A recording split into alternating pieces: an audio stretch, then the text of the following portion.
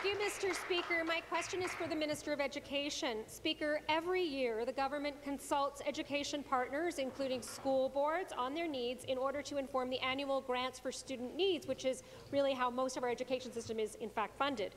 But at just 5 pages long, this year's education funding guide is a chilling read. It is essentially a consultation on what to cut. Teachers, education workers, school administrators, and parents are already struggling to make up funding that has been lost during the government's so-called pause. Now they are being asked to help choose which cuts are next. Instead of asking how to make education better, fix our schools, and help our kids thrive, why is this government building a blueprint for deep cuts to our publicly funded education system? Minister of Education. Thank you very much. First of all, again, I welcome the opportunity to remind everybody in this House and the folks watching on TV, the first thing we're addressing and cutting immediately is the nonsense and the fear-mongering coming from the members of the opposition. That is our #1 priority. The other reality check is that this province has a $15 billion debt.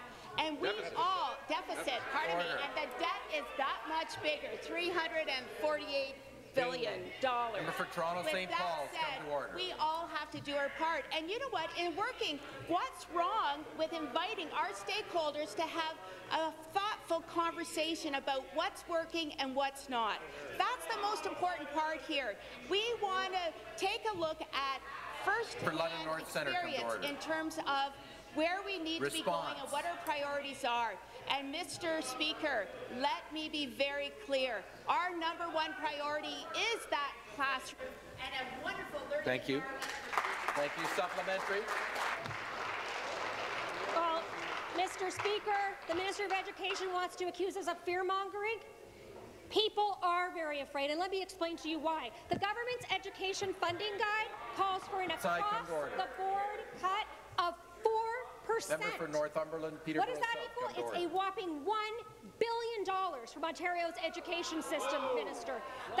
And I just want to give you a sense of what that looks like. 4% of a budget, of a school board budget. That's like cutting the entire transportation budget out of the Ottawa-Carleton District School Board. That's like slashing half of the Toronto District School Board budget for special education assistance. And in the Rainbow District School Board, that's enough to cut all the computer technicians, library teachers, and guidance. Mr. Speaker, no one voted for massive cuts to their local schools. No one asked for this government to gut our publicly funded education system. Will the minister tell us how far this government intends to go in its quest for cuts?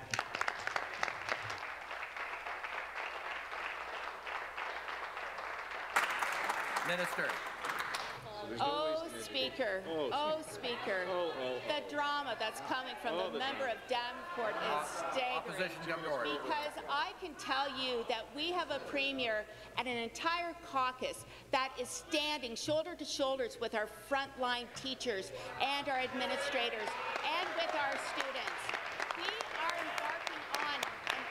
For Hamilton East, Stony Creek, take down the sign.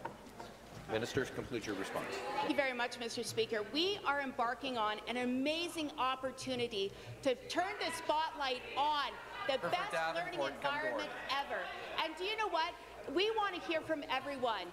We would like to, again, use this opportunity to encourage people to participate in our consultation. We have had tremendous response. The data and the input is amazing. And you know what? If you haven't yet had an opportunity to do so, please participate in the consultation for theparents.ca.